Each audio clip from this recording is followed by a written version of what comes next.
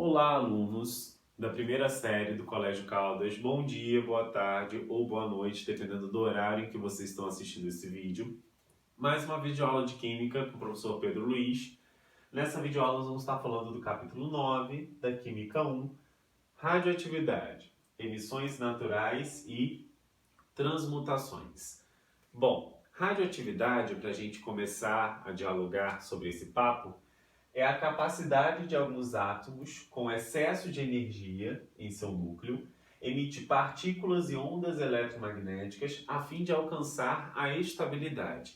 Existem alguns átomos que têm um desproporcionamento entre a quantidade de prótons e nêutrons no núcleo. Isso gera um excesso de energia no núcleo. E para pegar e reduzir esse excesso de energia, ou seja, deixar o núcleo estável, os átomos emitem partículas, alfa e beta, que nós veremos mais para frente, ou ainda ondas eletromagnéticas, seria no caso a radiação gama, com o objetivo de alcançar a estabilidade nuclear. Existem três motivos para um átomo ser considerado radioativo. O primeiro motivo é se a razão do número de nêutrons sobre o número de prótons for aproximadamente igual a 1 para núcleos com números atômicos baixos. Então aqui eu tenho dois exemplos, eu tenho o carbono de massa 12 e o carbono de massa 14. O carbono de massa 12 ele não é radioativo, nós perceberemos que o número de prótons dele é igual a 6. O número de nêutrons também será igual a 6, pois 6 mais 6 dá a massa que é 12. A razão aqui daria 1. E quando dá exatamente 1, a gente vai considerar não radioativo. Quando der próximo de 1, aí a gente considera radioativo, como é o caso aqui do carbono 14. Ó. O número de prótons é igual a 6 e o número de nêutrons será igual a 8. Então a razão aqui vai ser 8 dividido por 6. 8 dividido por 6 será a mesma coisa que, se eu simplificar em cima por 2 e embaixo também, 4 dividido por 3. 4 dividido por 3 vai dar um valor próximo de 1. Então a gente vai considerar o carbono 14, que é o carbono utilizado na datação de fósseis, como um carbono radioativo. Tá bom? O segundo critério é se a razão do número de nêutrons sobre o número de prótons for maior do que 1 para núcleos com altos números atômicos, que é o caso aqui do plutônio. O número de prótons é igual a 94, o número de nêutrons aqui vai ser igual a 145, e a razão do número de nêutrons sobre o número de prótons, com certeza aqui será maior que 1. 145 dividido por 94. Como isso daqui é maior que 1, se enquadra nessa segunda regra, que a razão do número de nêutrons sobre o número de prótons sendo maior do que 1, o átomo tem uma tendência de ser radioativo. E a terceira e última regra é se possui números atômicos altos, ou seja, maior do que 82, o número atômico do plutônio aqui é 94. Então a gente já percebe aí que ele é muito radioativo, certo? Bom, o que foi feito para começar a estudar as radiações emitidas pelos átomos, qual era o caráter químico delas, etc. Pegou-se uma amostra radioativa, colocou ela num bloco de chumbo, que é um material que consegue barrar todas as radiações. De propósito, abriu-se uma fenda aqui, nesse bloco de chumbo, onde era permitida a passagem da radiação oriunda da amostra radioativa.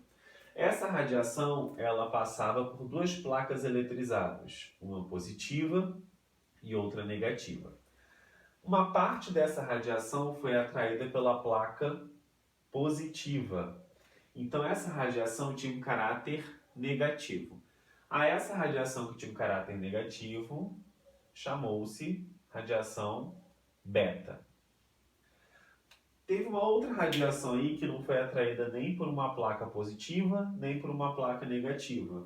Ela passou e não sofreu desvio. Essa radiação foi chamada de gama, o seu nome. E a última aí é que foi atraída por uma placa negativa. Então ela tinha um caráter positivo. A essa radiação foi chamada de alfa.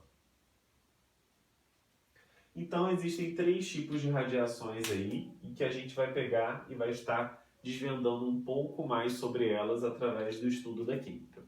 A partícula beta, ou chamada de radiação beta também, que é essa primeira em vermelho, ela possui uma carga negativa, porque ela foi atraída pela placa positiva, como vimos anteriormente, e ela é formada pela decomposição de um nêutron. Então, lembra que eu vou ter excesso de energia devido à quantidade aí desregulada de prótons e nêutrons.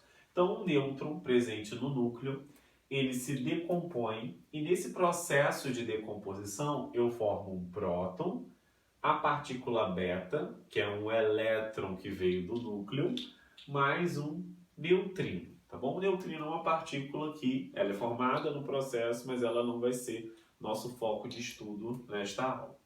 E aí o que acontece? Quando o nêutron se decompõe para formar um próton e uma partícula beta, eu vou deixar de ter o nêutron, mas eu vou aumentar em 1 unidade a quantidade de prótons presentes no núcleo.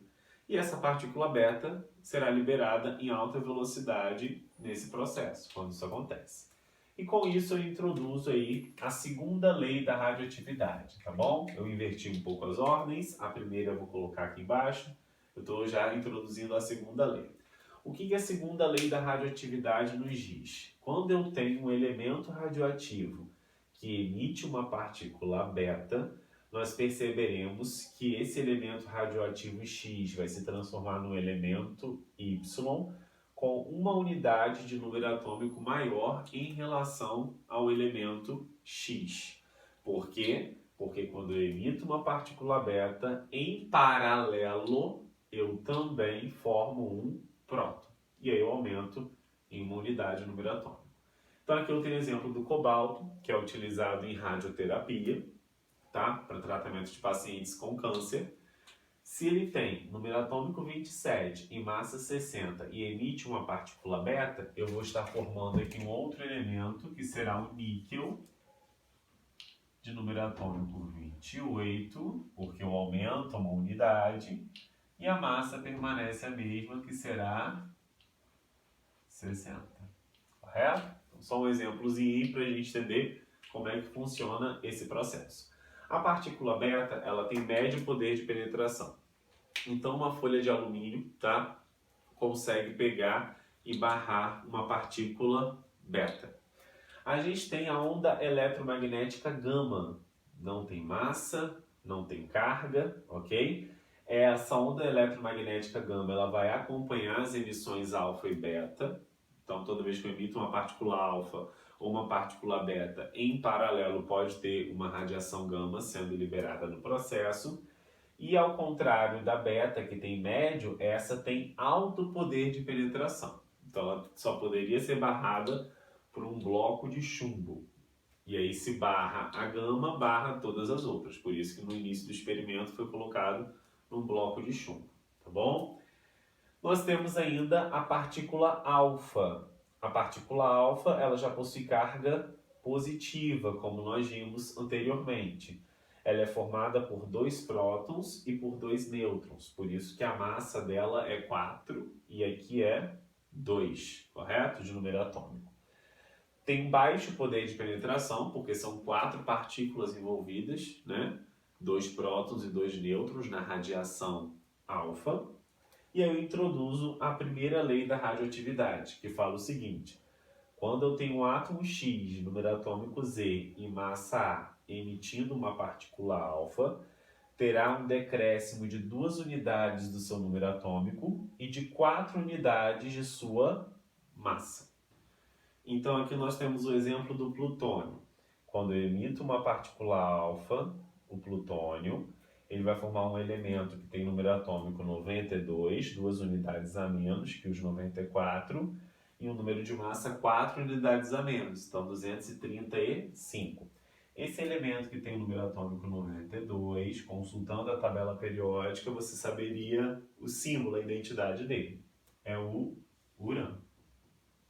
Massa 235.